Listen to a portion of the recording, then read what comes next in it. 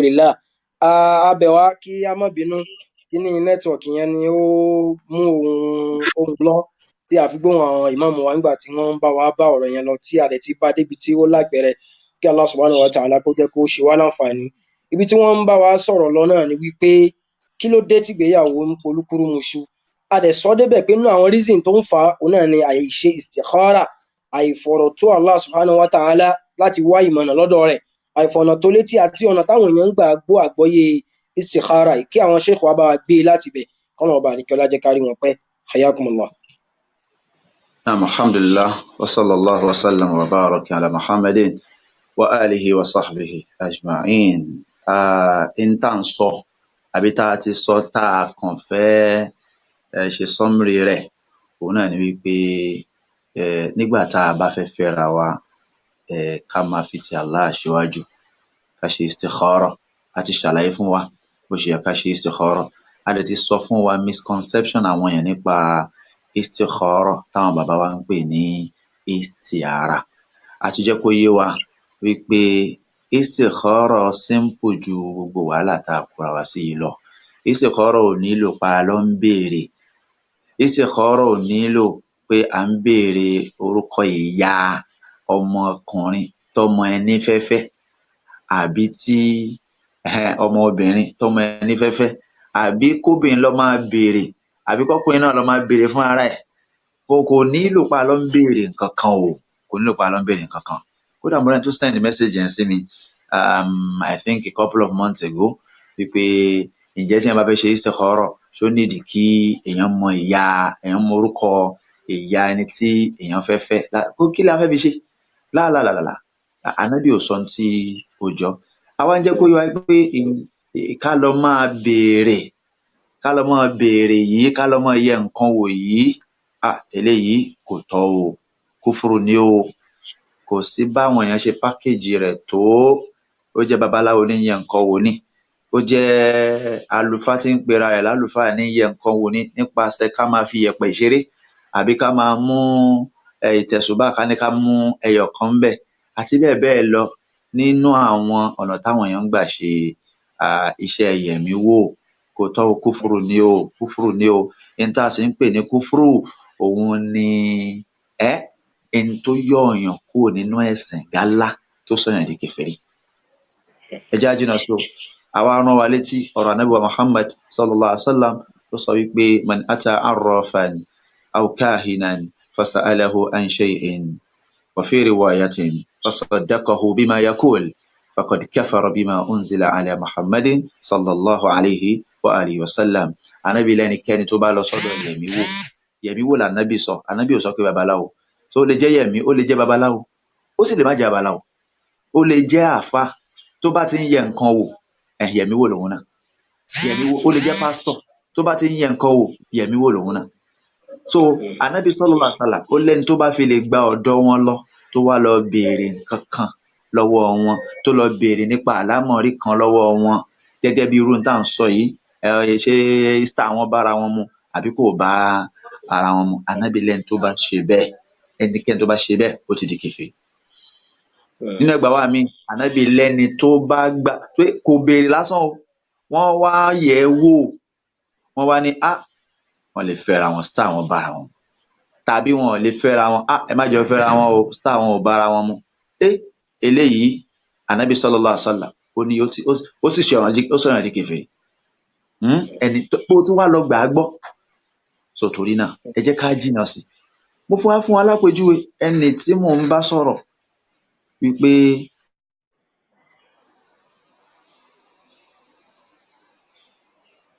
níjẹ́ ẹni tẹ́fẹ́ fi rí tọ́lọ́run kádàrá pé àwọn kọ̀ra wọn lẹ̀ ni. Irú a máa ṣẹlẹ̀ kádàrá Ọlọ́run ọba kò sẹ́ni tó lè yí padà. Àfi ká bẹ Ọlọ́run kó bá wa yí padà fún. So tó bá ti wà nínú àkọọ́lẹ̀ pé ọkọ̀ra wọn ṣá, ọkọ̀ra wọn. Ó wá fẹ́ lómi wọn. Ṣé ẹ ti ṣe istikhara? Wọ́n láwọn ò tí ì ṣe é ṣùgbọ́n àwọn òbí àwọn ti bá wọn ṣe. Obìnrin ti bá yín ṣe kẹ́. So torí náà nígbà tá a sọ̀rọ̀ lọ wájú tá a sọ̀rọ̀ lọ ẹ̀yìn, wọ́n á rí i pé àwọn òbí wọn lọ bá wọn yẹ̀ wò ni. Mo wá ń sọ fún wọn, mo ní ọkọ yín tẹ́ ẹ fẹ́ lákọ̀ọ́kọ́ tẹ́ ẹ jọ kọra yín lẹ̀ yìí, ṣé wọ́n wò ó àbí wọn ò wò yẹn náà? ọ̀rọ̀ ò ṣeé sọ. Ó túmọ̀ sí pé wọ́n wò yẹn náà yet wọ́n padà kọra wọn lẹ̀. Kí ló dé? Ṣojú fáfọ́ ẹ̀? Ṣojú àwọn tí wọ́n gbé tó ń fi yẹ̀pẹ̀ ṣeré ṣé ojú tàwọn náà fọ́, wọn ò rí pé wọ́n máa kọra wọn lẹ̀? Kí ló dé tó fi ní kó fẹ́ra wọn?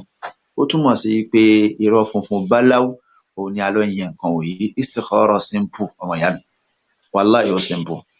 Rákà méjì péré náà ni. Rákà alákọ̀ọ́kọ́ suratul kafirun, qul ya ayyuhal kafirun la a'budu ma ta'budun, títí di ìparí sura. Òun la kà lẹ́yìn Fatiha lórí rákà alákọ̀ọ́kọ́.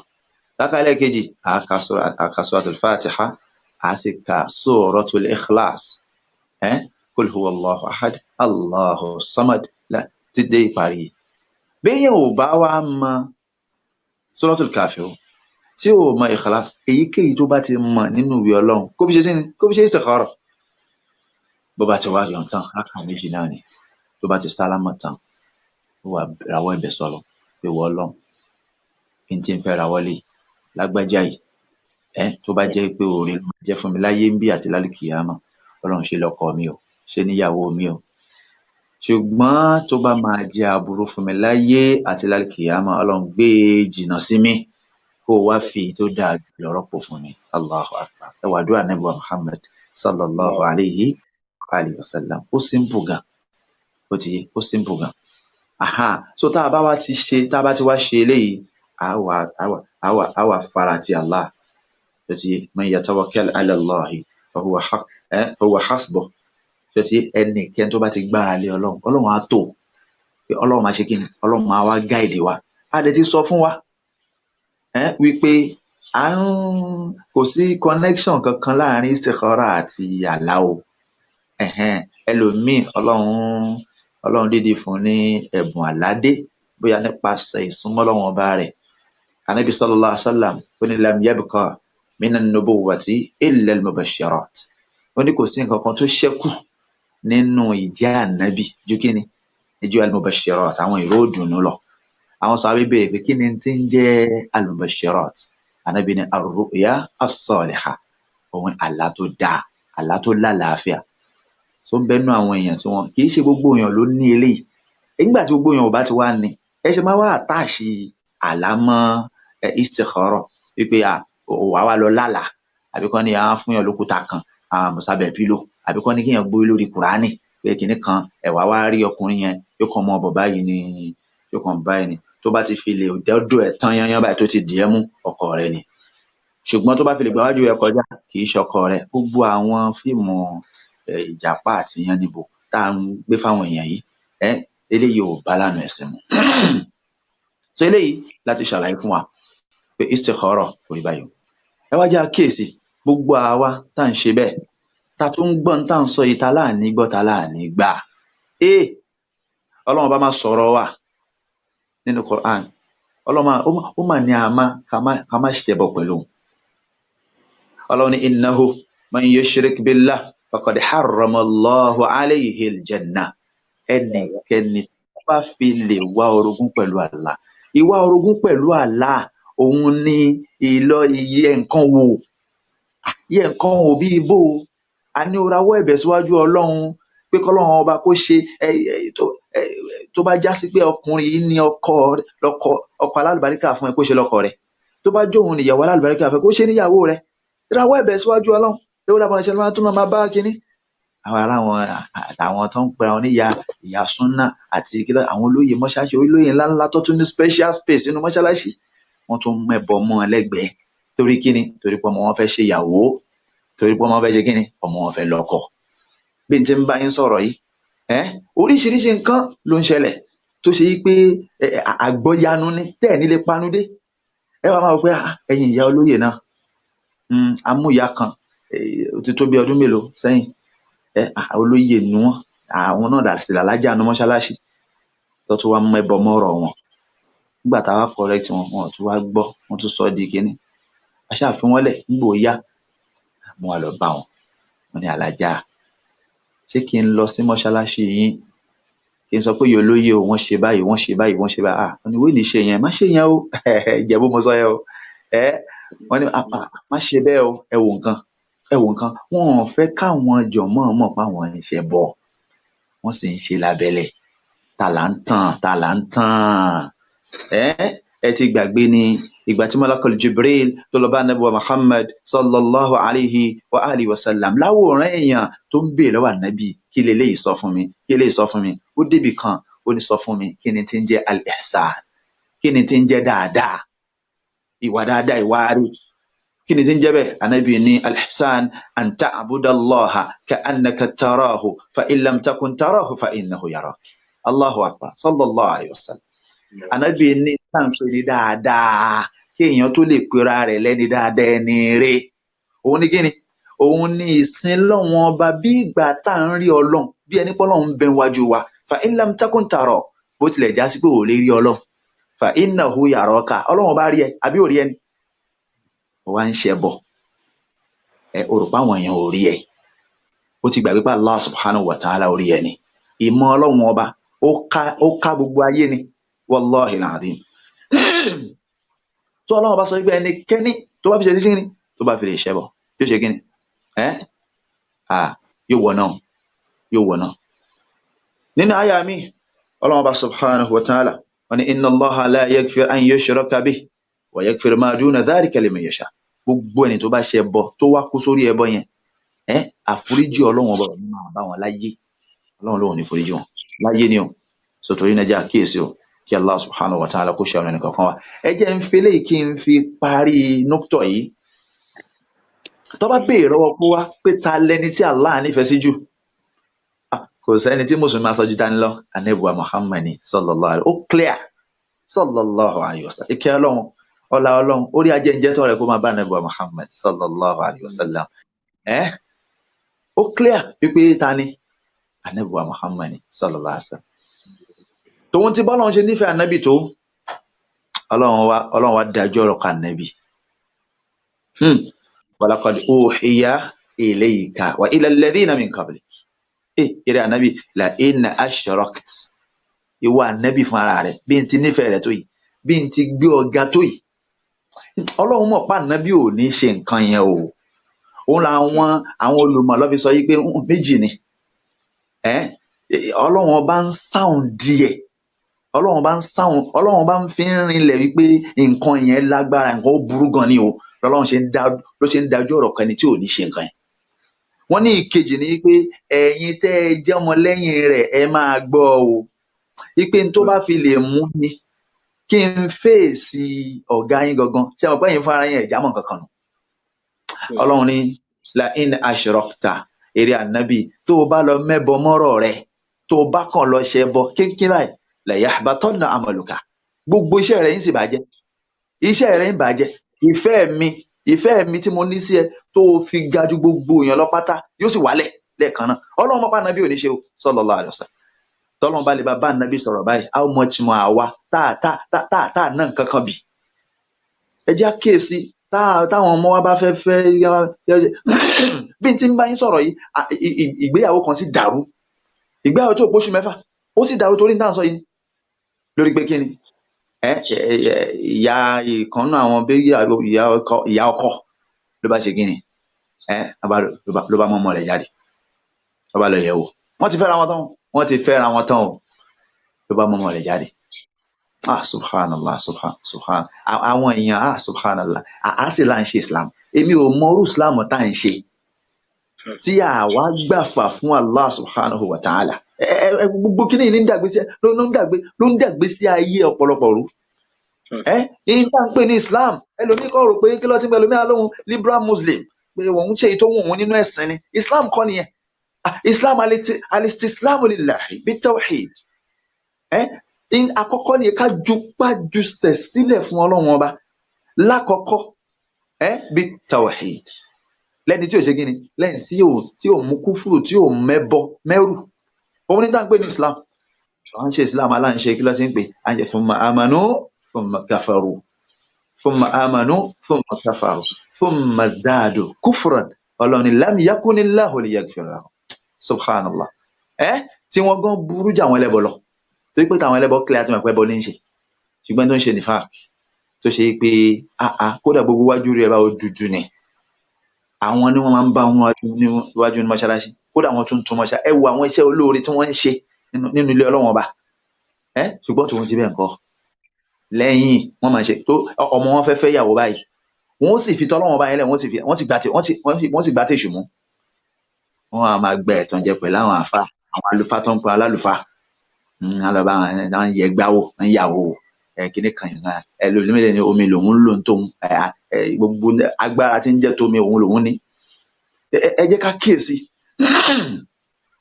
kíyèsí, so ìyá yìí ló dẹ̀ mọ́ ọmọ ẹ̀ lọ sí ọ̀dọ̀ kí náà ti ń pè.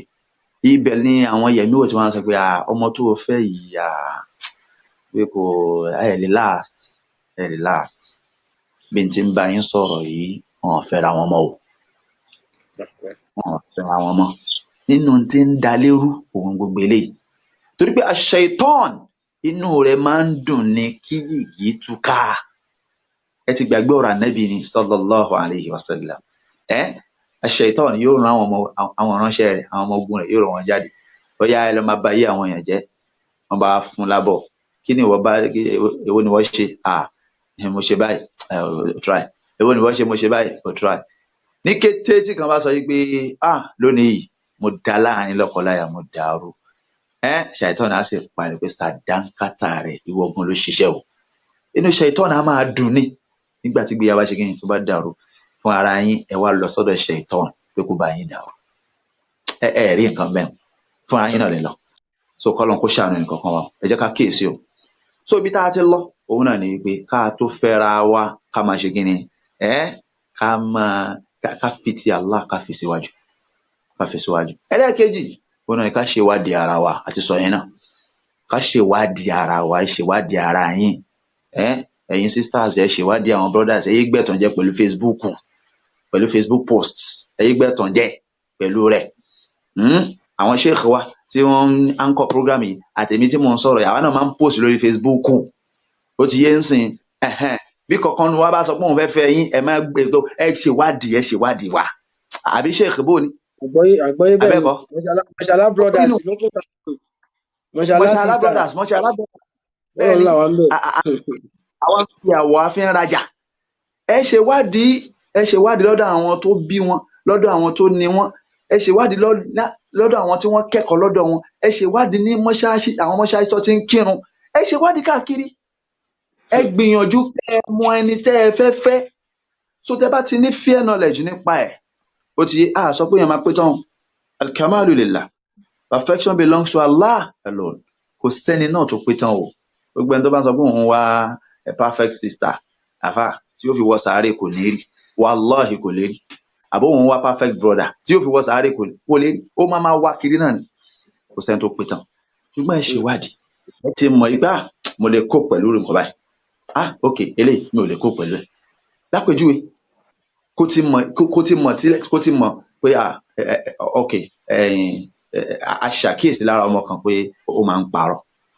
Aṣàkíyèsí lára ó máa ń parọ́. Ó ti yé. Ẹnìkan wá lóun fẹ́fẹ́, ó wá ṣèwádìí ẹ̀ dọ́dọ̀ wa pé àwọn fẹ́fẹ́ ẹgbẹ́ pé kí la lè rí sọ ń pa ẹ̀. A dẹ̀ sọ wọn dáadáa ẹ̀, ó dà báyìí. Ṣùgbọ́n ṣe rí akramakumullah, bí sísá bá sọ pé ilẹ̀ ti mọ́, ẹ make sure pé jáde fún ayé pé ẹ lọ wò ta. Ó ní ìyẹn túmọ̀ sí pé ó máa ń parọ́. Mi ní bẹ́ẹ̀ ni, ó máa ń parọ́. Ṣé rọ̀ ò dáa? Ẹni yìí sì lóun á fẹ́. Ó lóun á fẹ́. Ṣé mọ̀ pé ńgbà tó bá fẹ́ tán, tọmọbìnrin yẹn bá gbé wà yẹn, ṣe pé kò ní jọ lójú. Ó lè máa dùn ọ́.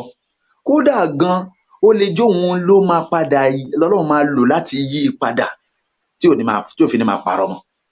Ṣùgbọ́n tí ò bá mọ̀ tó bá gbé e sílé, tí sísá á bẹ̀rẹ̀ sí ní pa irọ́.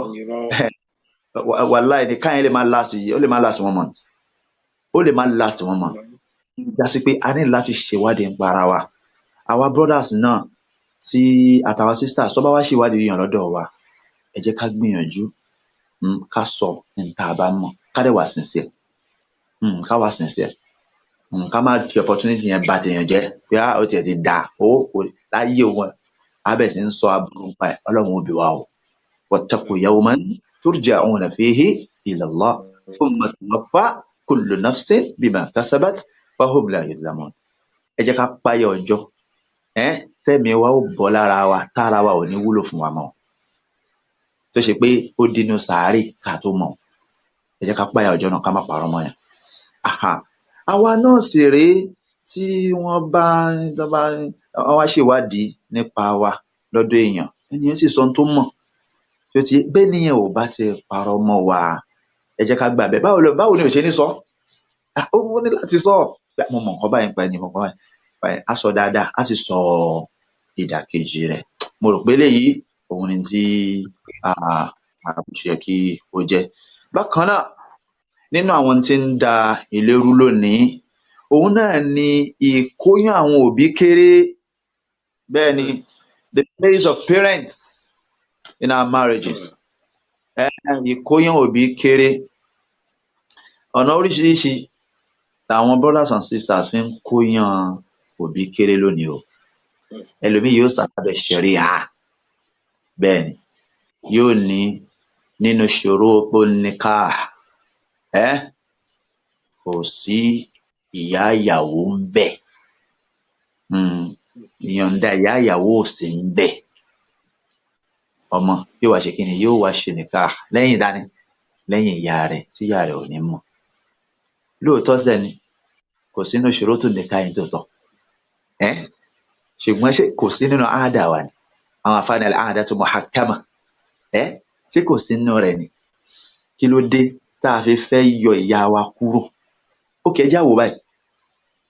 lóòótọ́ ẹni tí ṣẹ̀ríà gbé kalẹ̀ tí abẹ́ obìnrin ó fi di ẹ̀tọ́, kò sí ìyọ̀ǹda ìyá ń bẹ̀, ìyọ̀ǹda bàbá ní ń bẹ̀. udhnul wali, Ànábì ní la nikaha illa bi waliyyin, wípé nǹkan kan ò lè jẹ́ nikah àfi pẹ̀lú ìyọ̀ǹda bàbá ìyàwó, àbẹ́ni tó bá kù fún ìyàwó ní bàbá. ó ti yé. lóòótọ́ kò sí ìyá ń bẹ̀, ṣùgbọ́n ẹ má gbàgbé o wípé nínú culture wa, bọ́mọbìnrin bá bímọ lápèjúwe, bàbá kọ́ ló máa lọ tọ́mọ, ìyá ni. ìgbà tá a bá wá ṣe lẹ́yìn ìyá wa, tá a bá ṣe lẹ́yìn ìyá wa, báwo ló ṣe fẹ́ fara sí? báwo ló ṣe fẹ́ bless nìka ìwà? ẹ jẹ́ ká gbẹ́sìn wáyé o, ẹ jẹ́ ká gbẹ́sìn wáyé o. Ànábì wa Muhammad sallallahu alaihi wa sallam ó fẹ́ màmá wa Aisha pẹ̀lú ìmọ̀ ìyá rẹ̀ Ummu Ru'man. màmá wa Aisha ó fẹ́ pẹ̀lú ìmọ̀ ìyá rẹ̀ ni. ó ti yé. so in tó lè fà á tí kí ló ti ń pè ọ̀rọ̀ ọjọ́ mi nìyẹn, kì í ṣe tòní.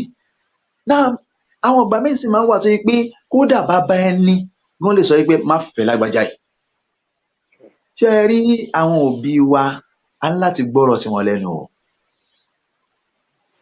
tí ẹ bá wá fi pé tí wọ́n ń sọ kò ẹ try kẹ́yìn náà convince wọn. torí pé àwọn òbí mi lè nìkan lọ ń ṣàánú wọn, ìkà ni wọ́n ń ṣèkà fúnra wọn, rò pé àwọn ń ṣèkà fáwọn ọmọ wọn ni. kí ló fi jẹ́ ìkà? ni wípé wọ́n á ní o ò lè fẹ́ brọ́dà yẹn. kí ló fà á? jẹ́ ahlu sunnah. ẹ̀sìn pé àní àwọn èèyàn mi fẹ́ máa fáwọn onírùngbọ̀n, máa fáwọn oníṣòkòtò, ajé kí ló ti ń pè. tẹ́ ẹ bá sì béèrè lọ́wọ́ bàbá tí ń sọ pé má fẹ́, kí ló ti ń pè, ó máa rí wí o. torí pé lóòótọ́ la ti rí àwọn tí wọ́n ń pàpè mọ́ra súnnà káwọn kan tí ń pàpè mọ́ra súnnà, àwọn èèyàn à ń pè wọ́n ní fàwọ̀rajà, tó ṣe yí pé wọ́n ń ṣe àwọn obìnrin jákujàku jákàjàká lénìí. kò wá sí òbí kan tí yóò rí irú rẹ̀ tí ó wà máa ro kan pé kí irú ẹni yìí fẹ́ ọmọ òun. ó lè torí ẹ̀ kó yarí náà, ó lè torí ẹ̀ kó yarí. we cannot run away from that fact. ṣùgbọ́n tí ò kí ń yé ọ̀gọ̀rọ̀ àwọn òbí wa, òun ni pé ẹnìkan burú ò sọ gbogbo ayé ẹni búburú. kí mùsùlùmí kan kó ṣàìdá káwá ní gbogbo mùsùlùmí ni ò dáa. ẹ̀rí pé tó sọ bẹ́ẹ̀ yẹn nǹkan ń ṣọpọlọ rẹ̀ láti sọ pé mùsùlùmí kan ó ṣe tí ò dáa, àwa ní gbogbo mùsùlùmí láì dáa. àbí ká sọ wípé ẹnìkan nú ẹbí yín ṣàìdá, wọ́n wá ní gbogbo ẹbí yín ni ò gbádùn. báwo lẹ́yìn náà ṣe máa fi? ìyẹn kọ́ lẹ máa wò. ìntẹ́ máa wò ní pé báwo làwọn ẹbí yẹn gan ṣe rí. ìntẹ́ máa wò ní pé kí ni tí Islam gan sọ, kí ni tí sunnah Nabi sallallahu sọ nípa bá a ṣe ń treat obìnrin. ìntẹ́ máa wò nìyẹn. kì í ṣe ẹni yẹn gọgọgọgọgọ lẹ máa fi wá máa determine wípé bákan àbí nǹkan kan. Òbí mi sì rè kì í ṣe pé bóyá ó rí i pé ẹnìkan máa treat ìyàwó ẹ o ni ò ṣe fẹ́ kọ́mọ rẹ̀ fẹ́ onísúnnà o. Ẹnu kókọ hate súnnà Nábì náà ni sallallahu alayhi wa sallam. Ká subhanallah. Ó kọ̀ ṣáà hate ẹ̀ ní báwo lọ ṣe máa wọ ṣòkòtò tó máa lọ sókè. Ẹ máa wò bí tí ń sọ pé wọ́n wọ ṣòkòtò lọ sókè yìí o. Yóò lọ ọjà yóò ra kárọ̀tì, ṣòkòtò kárọ̀tì yóò rà fọ́mọ rẹ̀ o. Ṣòkòtò kárọ̀tì sì rè ó ń lọ sókè ju kódà ju títí wa lọ. Yóò rà yẹn yóò rà fọ́mọ rẹ̀. Ọ̀gá mi kan bíṣẹ́ ó ní ṣòkòtò èyí náà ṣáà ni. Ẹni bóyá kọ́kọ́ sọ ni ó lóun máa ń admire bí n ti múra. Ó mú mi ṣeré nù wọn. Ṣùgbọ́n ṣòkòtò rẹ̀ yìí náà ni. Mo ní gbé ó ló lọ sókè. Mo ní ẹ̀sà ṣọ́mọ yín máa ń wọ ṣòkòtò carrot. Ó wá bú sẹ́rìn. Ó ló máa ń wọ. Mo sọ kí ni ìyàtọ̀ méjèèjì. Ṣé ní àṣàìtàn ní ti kó ọpọlọ àwọn èèyàn sínú agolo débi ó wá dé pa ibi tó bá wọn ló ń darí ẹ̀ sí. Àfẹn tó bá jára rẹ̀ gbà ní kù. Ọmọ kékeré kan Wizkid àbí nǹkan kan òun mà ló gbé ṣòkòtò kárọ̀tì dé tó wọ́n máa tún ságì o wọ́n á tún gbé síbẹ̀ rẹ́ẹ̀dì yet kò ní balẹ̀ o kò ní balẹ̀ á fò sókè náà ni yóò fò sókè báyìí náà ni gbogbo ayé gbà o. Ṣùgbọ́n ìta Ànábì mú wá sallallahu alaihi wasallam more than 1,000 years sẹ́yìn wọ́n ní ìyẹn ò dáa.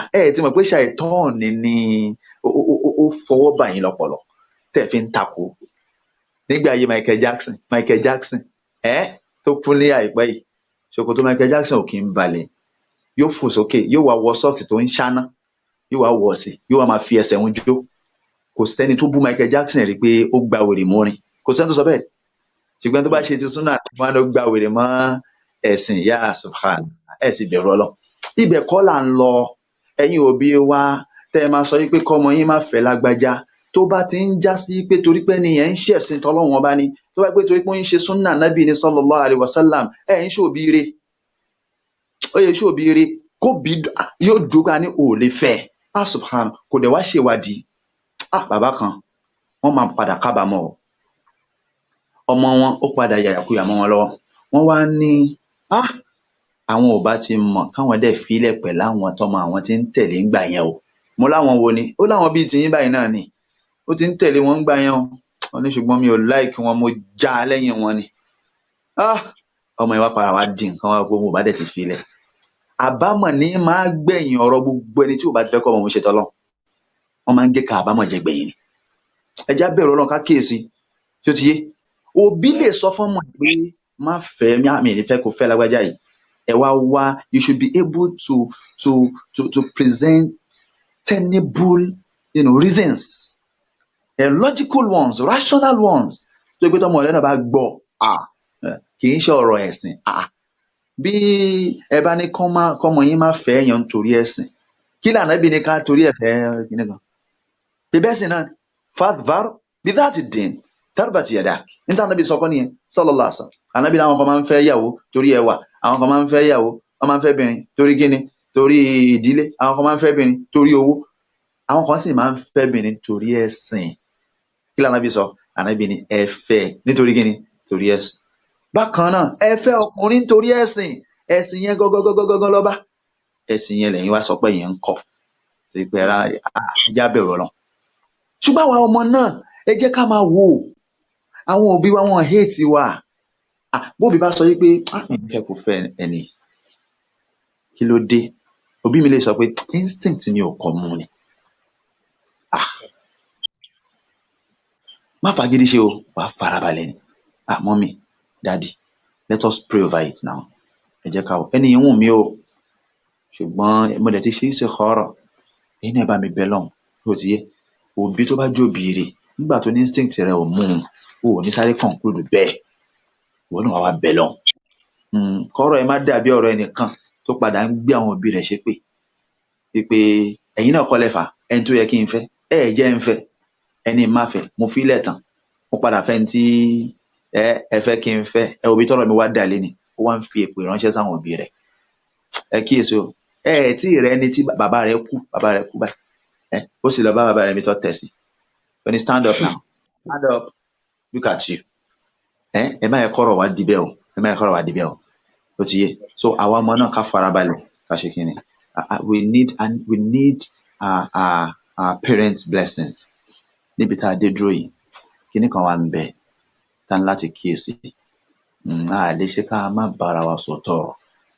Àwọn kankan ń ṣẹlẹ̀ ń pé kíní, àwọn kan ní rọ́bìrì nìka ẹ̀, oríṣiríṣi là ń gbọ́ rọ́bìrì nìka, ó ní tún ń jẹ́ báwọn. Ṣùgbọ́n gbà táwa náà kíyèsí àgbà ó dà kó fẹ́ máa jọ ń tòótọ́, ló ti yé. Ṣùgbọ́n gbogbo ẹ̀yin tẹ́ ń sọ, tẹ́ wá ń sọ pé kíní kan àwọn sáláfì kan ni, àwọn alùsùnnà kan ló máa ń ṣe bẹ́ẹ̀, àwọn kíní láà. Tẹ́ bá ráwọn tí wọ́n ń ṣe bẹ́ẹ̀, ló ti yé, wọn ò gbádùn náà ni. Wọn ò gbádùn ni o. Kò túmọ̀ sí pé súnnà ló ní kó ṣe bẹ́ẹ̀. Bẹ́ẹ̀ ni, kí ló ń pè bẹ́ẹ̀? Òun náà ni pé subhanallah, a fẹ́ lọ kí excuse me, a fẹ́ fẹ́ ọmọbìnrin. Ẹ jẹ́ fún alápèjúwe ẹyọ kan èyí tó hàn sí mi díẹ̀. A fẹ́ fẹ́ ọmọbìnrin, kò ní bàbá mọ́, ó yìí níyà.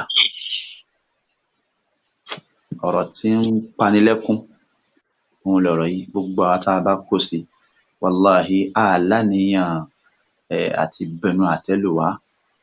Òótọ́ ọ̀rọ̀ la fẹ́ bára wa sọ. Ẹ jẹ́ ká juwọ́ ẹ̀ lẹ̀. Kíní yìí ń tàbùkù gbogbo wa lápapọ̀. Bẹ́ẹ̀ ni, wọ́n lọ sọ́dọ̀ ẹni tí ọmọbìnrin sọ pé ó kù fóun ní bàbá. Wọ́n wá gbọ́dọ̀ rẹ̀ lọ. Bàbá fẹ́ wá kí wọ́n débẹ̀. Bàbá sì welcome wọn káàbọ̀. Wọ́n dẹ̀ sọ mind wọn. Ẹ pẹ̀lẹ́ sà o, a fẹ́ fẹ́ ọmọ yín ni. Bàbá dẹ̀ ní tọ́, kò sí wàhálà o, kíní kankan báwọn, kò jù bẹ́ẹ̀ náà lọ. Ẹnìkan wá ń béèrè lórí ìjókòó pé ẹ sà, wọn ò lè dira wọn mú tẹ́lẹ̀ o, ṣé wọ́n ti lè dira wọn mú sìn? Bàbá bá ní àìlè dira mú ṣe wá jẹ́. Èmi wá padà wá ń sọ pé kí ló dé tí wọ́n sọ pé wọn lè dira wọn mú. Èwo làbúrò wọn sọ, ṣe kúkú là á mọ́lẹ̀ pípé ẹ sà, ṣé wọ́n ti lè máa bára wọn sùn báyìí? Tẹ́ ẹ bá róyún nú ẹ̀ ń kọ́, ṣé iṣẹ́ ti yọ̀ǹda kẹ́ ẹ wá gbọ́ títí yín? Bàbá ń bàbá tí ò mọ ká bọwọ́ lọ́wọ́ obìnrin sáìdá lẹ máa ń bèèrè lẹ́ẹ̀kẹ́, ṣé ṣá lè bọwọ́ ra wọn ní ọwọ́? Ṣé ẹ̀sìn yé débẹ̀? Ṣẹ́sìn yé débẹ̀? Ṣé ẹni tó gbẹ́sìn yé lẹ máa sọ bẹ́ẹ̀ fún tí ò ní sọ pé ẹ má dán wò? Bàbá tí ò gbọ́ yé, the next thing wọ́n sì bọ́ta, wọ́n sì mú sọmọbìnrin lórí. Ẹnìkáì ti dúró nìyẹn, bàbá ti yànda rẹ̀ náà nù. Ọmọbìnrin náà pẹ̀lú gullibility rẹ̀ ó sì tẹ̀lé wọn lọ, ó ti dìyàwó wọn náà nù. Wọ́n wá fẹ́ ọmọbìnrin sílé, ìyá rẹ̀ gan ò mọ̀ ọmọ wọn ti dìyàwó. Inna lillahi wa inna ilayhi raji'un. Ìyá gan ò mọ̀ ọmọ jẹ́ kí kó ti dìyàwó. Subhanallah. La ilaha illallah. Kó mọ̀, ọmọ ò lè sọ fún ìyá rẹ̀ pé mo ti dìyàwó. Ó dẹ̀ ti wà lábẹ́nú ọkùnrin tó ti ń ṣe lọ́kọláya pẹ̀lú ra wọn. Ìyá ò sì mọ̀. Àṣẹ̀yìnwá àṣẹ̀yìnbọ̀, ìgbà tọ́rọ̀ máa padà jáde síta, kódà kì í ṣe ọmọbìnrin ló sọ síta o. Àṣà àkọ́padà kẹfín náà ni a dẹ̀ padà rí pé ó dẹ̀ jẹ́wọ́ pé kìíní. Subhanallah, ọmọbìnrin yìí yóò lọ sọ́dọ̀ ìyá rẹ̀, á present ara ẹ̀ fún ìyá ẹ̀ as a spinster. Yóò dọ́dọ̀ brother, ọkọ ìyàwó ni. Ìgbà tọ́rọ̀ dẹ̀ máa ṣe bí ọ̀rọ̀, tàbá dẹ̀ pé alájòkó, àwọn ẹni dẹ̀ ń pè mí fún wa pé a ní wọ́n ti yọ̀ǹda fáwọn. Bàbá ní ìyá rẹ̀ nǹkan, wọ́n ní ìyá ò sí nínú ṣùrúùtù náà, kò sínú ṣùrúùtù. Alóda, báwo ló ṣe máa sọ fún ìyá rẹ̀? Báwo ni ìyá ẹ̀ ṣe máa gbọ́? Wọ́n ló máa sọ fún mọ́mí ẹ̀ náà ni, ó máa sọ náà ni. A sọ pé òun ti marry ni. Subhanallah. A sọ pé òun ti marry náà mo ní wọn bí dá kò lè sọ, òun lójókòó kò lè sọ. ń gbó lè sọ, olóhùn ò lè sọ. Nìkan ni wọ́n bá ní tó bá jóun lòun fẹ́ ẹni wọ́n máa kọ̀ ẹ́ ni. Subhanallah. Bàbá ní màá sọ ẹ̀wọ̀n. ọ̀rọ̀ tó gùn púpọ̀ ni ó ti yé irú nǹkan báyìí ó ń ṣẹlẹ̀ bẹ́ẹ̀ lóríṣiríṣiríṣiríṣiríṣi ó ti yé so tí ò dẹ̀ yẹ kó rí bẹ́ẹ̀ ṣùgbọ́n o àwọn kan náà máa ń ṣàbòsí tó pé nìkáyà ti dúró tán ẹnu wípé wọn tí ì ṣe wàlímọ̀tún nìkáà ẹ̀yin wà sọ wípé wọn tí ì ṣe nìkáà ẹ bẹ̀rù Ọlọ́run ẹ wà ní wọn tí ì ṣe nìkáà lọ́dọ̀ tí nínú doctrine tí ṣe doctrine Islam nìyẹn ẹ pé wọn ti ṣe ákúrò nìkáà bàbá ìyàwó ìyá ìyàwó ẹbí ọkọ gbogbo wọn lọkùn bẹ́ẹ̀ lọ́wọ́ à ń bẹ ẹni pé wọ́n ṣe inú pálọ̀ wọ́n dẹ̀ yọ̀ǹda wọ́n ṣe everything sister sì bọ́tà àwọn ọ̀rẹ́ rẹ̀ tó ń ṣe kí ló ti ń pè tọ́jọ́ wa nínú ìtọ́jọ́ wa wọ́n sì ń sọ fún sister yìí pé wo tó bá lọ jẹ́ kó súnmọ́ ẹ lásán ṣìnà lọ́bẹ̀ ẹ ṣe o ẹ ti ṣe wàlímọ́tù nìkáà subhanallah sister ò máa gbára lẹ̀ fún brother o títí tó fi ṣe wàlímọ̀ ni o ẹnìkan sọ pé brother yẹn máa ní sùúrù o tó ṣe pé wọ́n ti ṣe kíni wọ́n ti parí gbogbo rẹ̀ àwa sọ wàlímọ́tù nìkáà sunna kíni sunna mustahabba ni kì í ṣe ọ̀ranyàn ó dá ká ṣe ni ó ti yé sọ abẹ́lọ́n subhanahu wa ta'ala kó túbọ̀ fún wa ní àgbọ́yé ẹ̀sìn rẹ̀ ẹ bóyá ká dánu dúró ń bí lónìí torí pé ọ̀rọ̀ yìí ọ̀rọ̀ tá a lè má parí ẹ̀ tọ́dún yẹn á fi parí torí pé tó ń lọ ni kódà àwọn oríṣiríṣi àwọn experiences tá a ti rí àwọn oríṣiríṣi things tá a ti rí tá a bá mú wá fún wa so àwa tá a tí ì máa rí ẹ jẹ́ á kẹ́kọ̀ọ́ láti ibi tá à ń sọ yìí àwa tá a dẹ̀ ti marry náà àwọn mistakes tá a ti ṣe ẹ ká ṣe kí ni ẹ ká máa ṣe àtúnṣe rẹ̀ pẹ̀lú àwọn tí à ń gbọ́ yìí gbogbo ẹni tí ó ti marry tí ò rí blessing àwọn òbí rẹ̀ ohun tí ń bẹ ń ta yìí ó taṣọ gbẹ o Ànábì wa Muhammad sallallahu alaihi wa sallam ó ní ridallahi fi ridal walidayni ìyọ́nú Ọlọ́run ọba ibi tó hàngì sí ibo ni inú ìyọ́nú òbí ni ìbínú Ọlọ́run ń kọ́ ibo ló wà inú ìbínú òbí ni bóbi bá ti ń bínú Ọlọ́run bá ń bínú nìyẹn ìyá rẹ̀ bàbá rẹ̀ wọn fọwọ́ sí ní káyè rẹ̀ ó wá ní káyè rẹ̀ dá báwo ló ṣe fẹ́ dá ń gbòjá sí pé bọ́ ti ń bínú yẹn Ọlọ́run bá ń bínú sí ẹ kókó lè dá ẹ jẹ́ ká lọ túnbẹ̀ ṣe gbogbo àwa tá a bá ti kó sílẹ̀ àwa tá a bá dẹ̀ tí ì kó sí tá à ń roko àti kó sí ẹ jẹ́ ká wòye sí o bẹ̀lọ́n subhanahu wa ta'ala kó má ṣe fún wa ní àgbọ́yé ẹ̀sìn rẹ̀ gbogbo ilé tí ó fẹ́ dàrú Ọlọ́run bá wa tó àwọn eléyìí tí ó ti dàrú Ọlọ́run bá wa tó kò fẹ́ sí wíkẹ́ndì kan táwọn afọ́fin jókòó à ń ṣàtúnṣe láàrin lọ́kọláya kò fẹ́ sí mọ́. هذا والله تعالى أعلم وصلى الله وسلم وبارك على محمد وآله وصحبه أجمعين. السلام عليكم. الحمد لله رب العالمين. جزاكم الله خيرا. kọ́lọ́n bá wa san ilẹ̀ san dáadáa èyí ọ̀rọ̀ náà ni wọ́n ti sọ fún wa yìí wípé ní ọ̀pọ̀lọpọ̀ léni àwọn lẹ́yìn amúkùn ẹrù ẹwọ́ ni òkè là ń wà àwòsàlẹ̀ àwọn òkè márèjì kan bù náà ni ilé kan ń dàrú náà ni ọkọ eléyìí ó gún ìyàwó ẹ̀ pa ìyàwó kọ́kọ́ pa ọmọdọmọ ọlọ́mọ so kò yé wa àgbé láti ìpìlẹ̀ torí pé ẹ̀sìn ti làálẹ̀ fún wa báwo láti ṣe tàfi ní kábàámọ̀ nígbẹ̀yìn eléyìí là mójútó mọ́ ṣé ìkọwá nínú àwọn ìbéèrè tí a rí gbà òun náà ni wípé nígbà tẹ́ sọ̀rọ̀ débi rọ́bìrì nìka àwọn èèyàn ń ja àwọn obìnrin lólè tí wọ́n sì sọ pé kí ni àwọn ti ṣe nìka náà nìyẹn wàá nínú ẹlòmíì náà tí ó ja bóyá obìnrin kan ó jẹ́ dáífọ́sí ni àbí ó jẹ́ bí opó ni so wọ́n wàá fẹ́ láì sí pé wà líyìí wà ń bẹ̀ wọ́n nítorí pé ó ti lọ́kọ kan rí àbí kọ́ lọ ṣe kí nìyẹn silent pé mọ́sọ̀ fẹ́ nìkan kan o pé òun àti ẹ náà ni pé ìgbà tó jẹ́ pé ó ti lọ lé ọkọ kan tẹ́lẹ̀ kò ṣe dandan kí ẹnìkan ṣe fọwọ́ sí o lè decide fún rẹ̀ ṣé lè ṣọ́ra ìjókòó náà ẹ̀sìn àyàkùn lọ. mo rò pé nínú àwọn opinions tó weak òun ni eléyìí jẹ́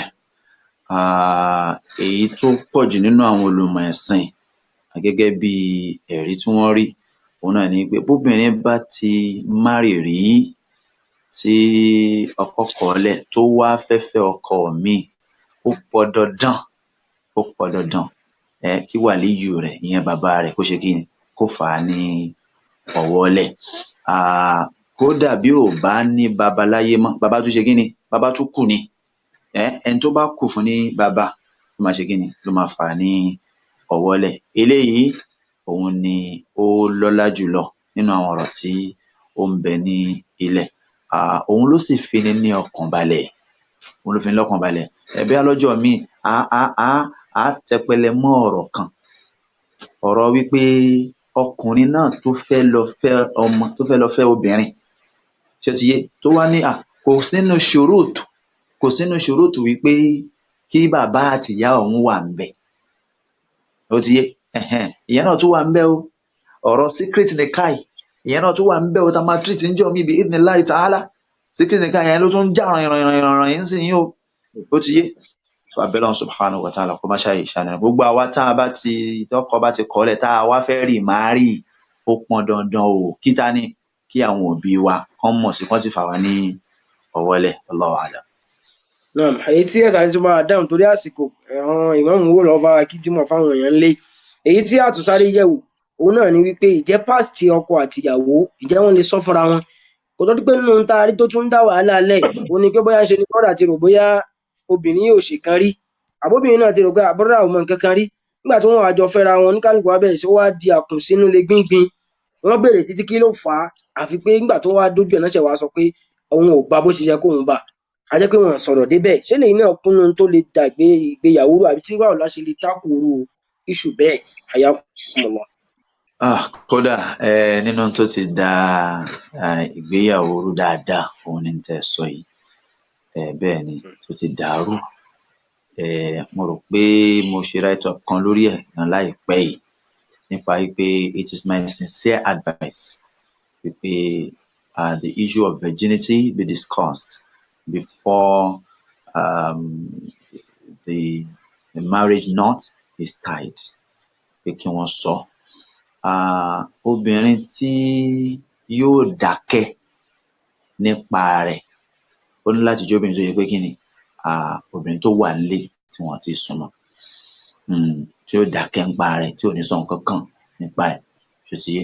Àkọ́kọ́ nù. Ìkejì ni pé àwọn olùmọ̀ náà wọ́n jẹ́ kó yé wa, ṣó ti yé, àwọn olùmọ̀ sáyẹ́ǹsì ní pé obìnrin gbà míì yóò máa lose virginity rẹ̀ not on account of sex. Wọ́n ní stress lè fà nígbà míì, wọ́n sọ àwọn kan míì tó lè fà.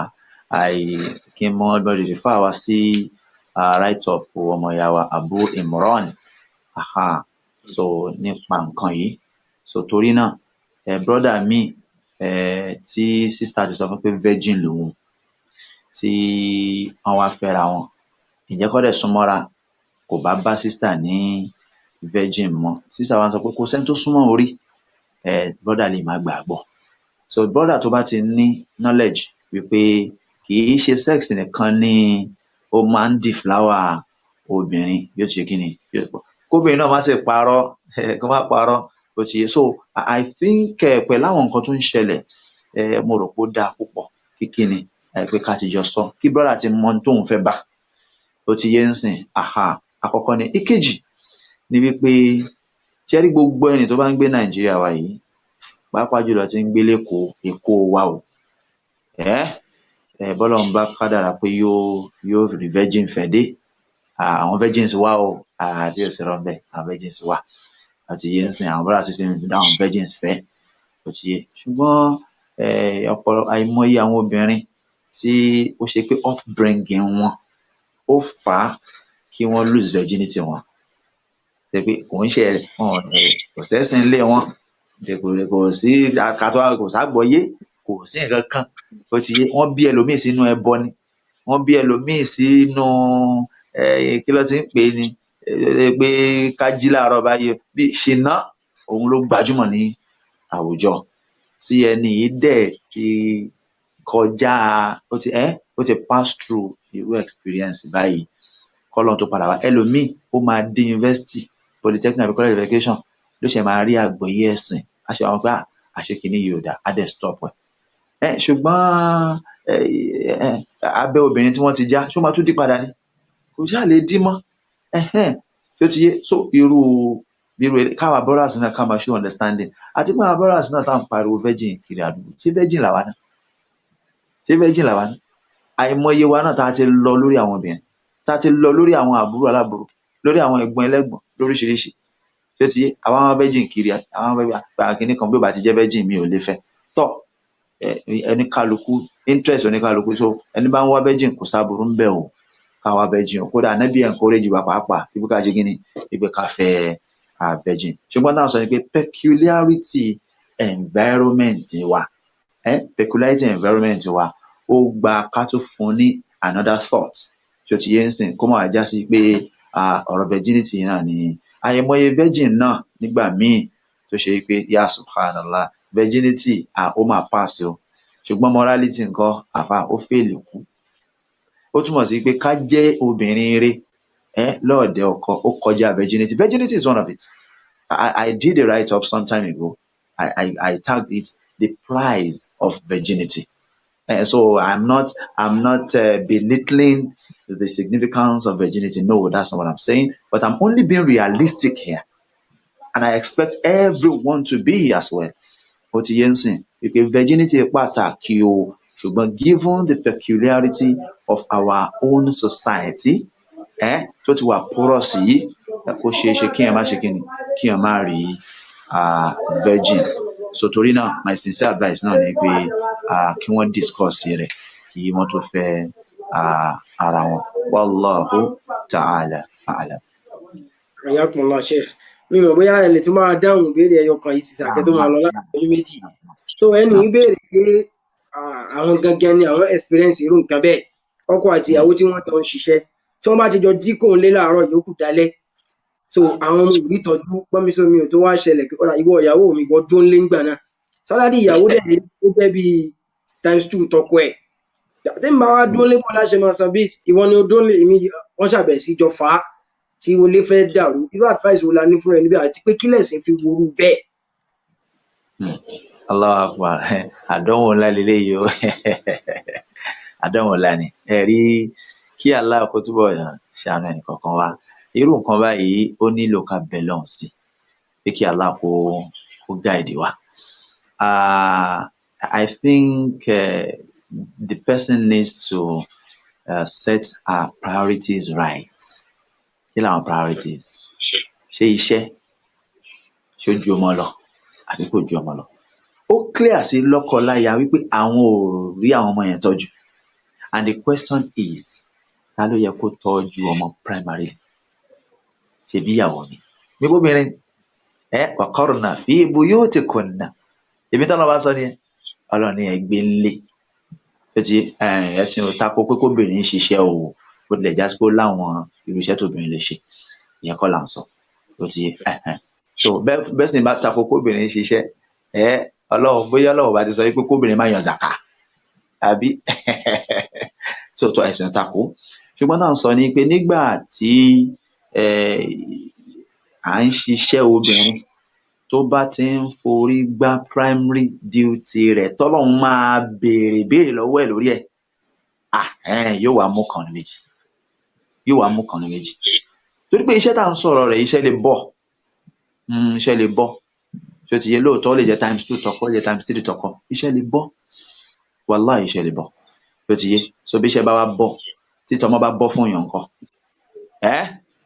Ọlọ́run ọba subhanahu wa ta'ala Ọlọ́run ya ayyuhal ladhina amanu ẹ̀yin tẹ́ gbọ́ Ọlọ́run bá gbọ́ lódodo qu anfusakum wa ahlikum nara ẹ ṣọ́ra yín kẹ́ ẹ sì ṣọ́ àwọn ará ilé yín àwọn ọmọ àwọn ìyàwó àwọn ọkọ ẹ ṣọ́ wọn kúrò níbi ìyà náà waquduha an-nas wal hijara iná tó ṣe pé èèyàn àtòkúta la fi ń ṣe kí ni la fi ń kó títí di ìgbẹ̀yìn áyà wọn so irú situation bẹ́ẹ̀ yẹn àábẹ lọ́hùn lákọ̀ọ́kọ́ níkejì ni pé obìnrin ò ṣáà ní sọ pé kọ́kọ́ òun lọ fi ṣẹlẹ̀ tó bá ti já sí pé the only solution lẹ́yìn tá a ti bẹ lọ́hùn òun náà ni kóbìnrin yẹn fi iṣẹ́ yẹn lẹ̀ kódà kó jẹ́ pé ×20 tọkọ rẹ̀ ní tó pé the only solution nìyẹn èèyàn wà bẹ lọ́pẹ́ ìwọ Ọlọ́run ọkọ rẹ̀ ò ṣáà ní ó má ṣiṣẹ́ ṣùgbọ́n tó ń sọ náà ni pé irú iṣẹ́ tó ń ṣe yìí má ṣe yẹn mọ́ ṣe yìí tí ò ní pa